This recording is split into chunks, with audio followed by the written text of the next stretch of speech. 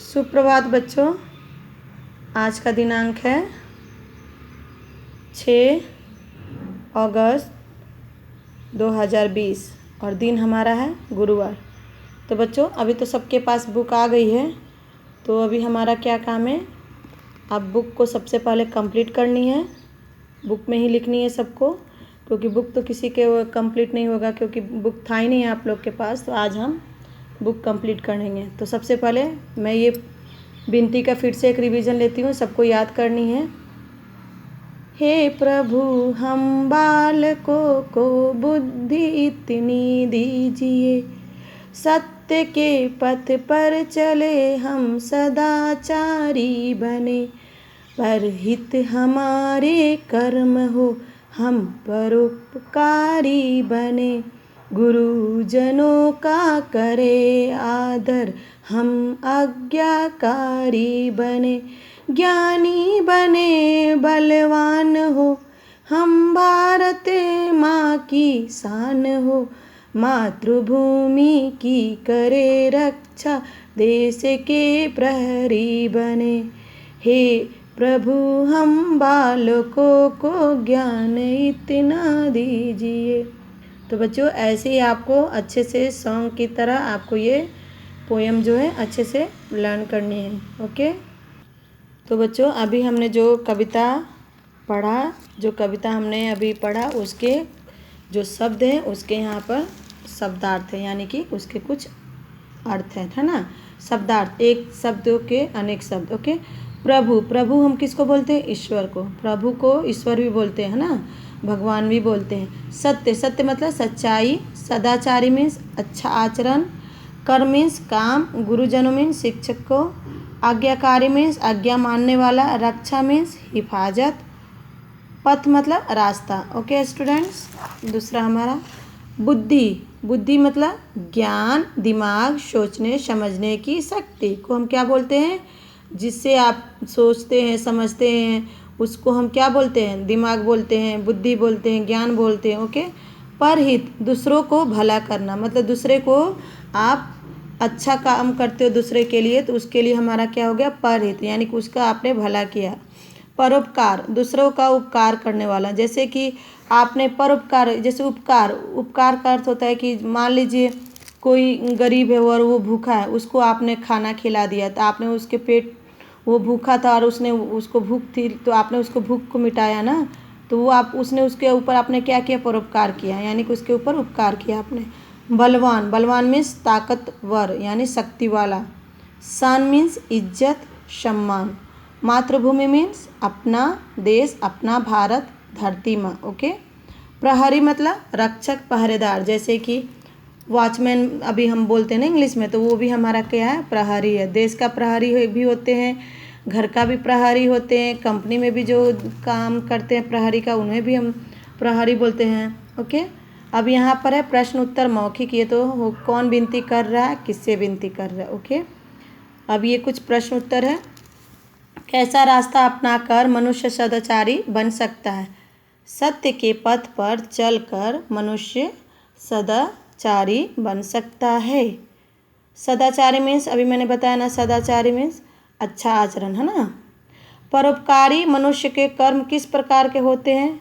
परोपकारी मीन्स बताया ना, जैसे कि दूसरे के ऊपर उपकार करने वाला, उसको कैसा कर्म होना चाहिए? परोपकारी मनुष्य के कर्म अच्छे होने चाहिए, मतलब अच्छा कर्म करना चाहिए।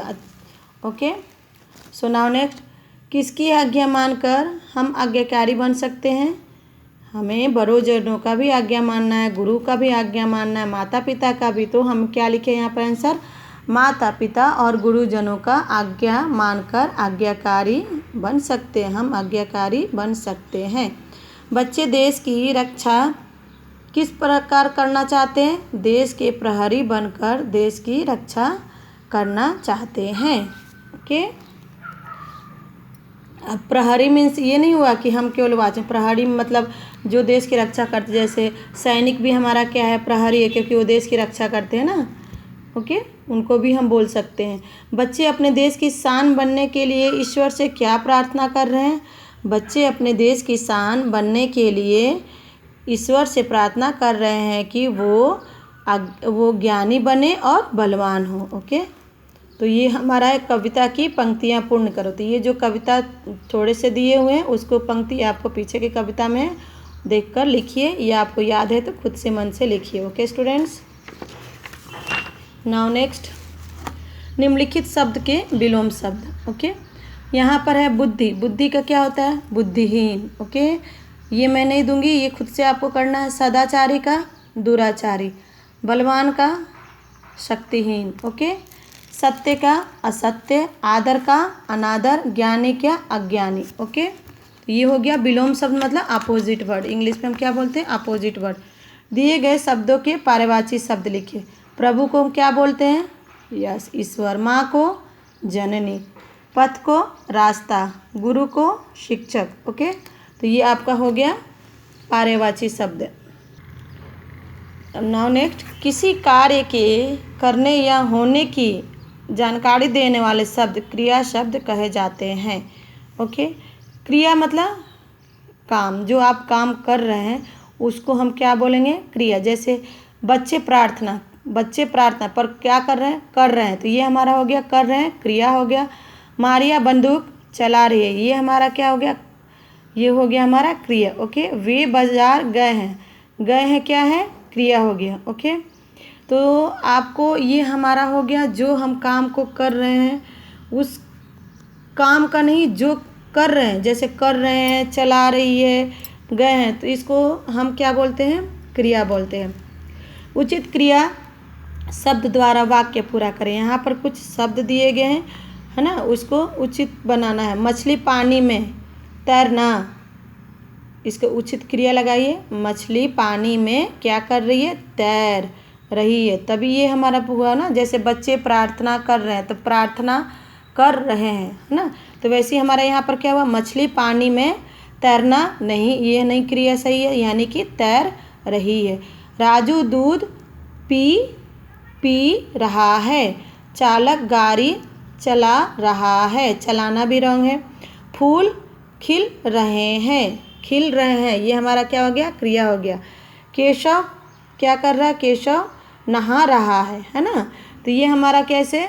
ये हमारा क्रिया हो गया, यानी कि वर्ब रूप जिसको हम बोलते हैं। जैसे बाजार गो बोलते हैं ना, जा रहा है, वैसे ही हमारा हो रहा है स्विमिंग, तो वैसे ही ये हमारा क्रिया वर्ड लगाना, यानी कि वर्ब के वर्ड्स होते हैं। ओके, जैसे स्लीपिंग, स्विमिंग, ये हमारा क्या है? वर्ब है ना, तो सेम वर्ब हिंदी में क्रिया बोलते हैं और इंग्लिश में वर्ब बोलते हैं। ओके, अब ये हमारा है वचन।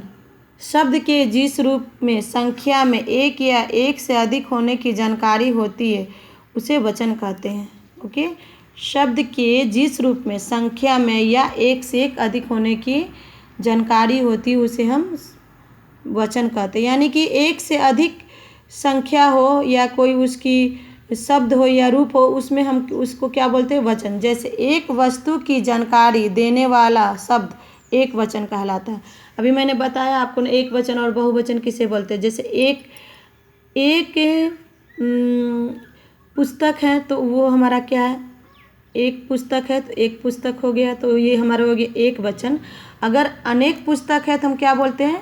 बहुवचन। ओके, तो वही है, एक वस्तु की जानकारी देने वाले शब्द को एक वचन कहते हैं और एक से अधिक वस्तु की जानकारी देने वाले शब्द को बहुवचन कहलाता है। ये आप लोग को लर्न करना है।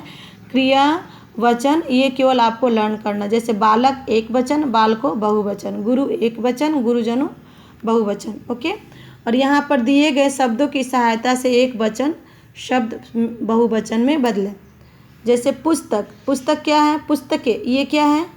पुस्तक होता है तो एक वचन होता है, यहाँ पर है पुस्तकें, यानी कि ये बहुवचन है। ओके, तो यहाँ पर एक वचन दे रहा है ना पुस्तक, तो हमको ये एक वचन है, बहुवचन क्या हुआ हमारा? पुस्तकें। ओके, तोते, तोते क्या है? एक वचन नहीं है, ये भी बहुवचन है, तो इसका हमारा एक बहुवचन है, तो एक वचन में हमें लिखना है। ओके, लड़कियाँ ये क्या है? बहुवचन है। सब्जियाँ ये भी बहुवचन है। घड़ियाँ ये भी बहुवचन है। ताले ये भी बहुवचन है। घोड़े ये भी बहुवचन है। बकरियाँ अब ये भी बहुवचन है। तो ये जितने सारे हैं सब बहुवचन है, तो आपको यहाँ पर एक वचन दिया गया, आपको बहुवचन में राइट करना है। ओके स्टूडेंट्स, और आपको लर्न क्या करना है? क्रिया और वचन। ओके, सो आपको कंप्लीट करनी है बुक को।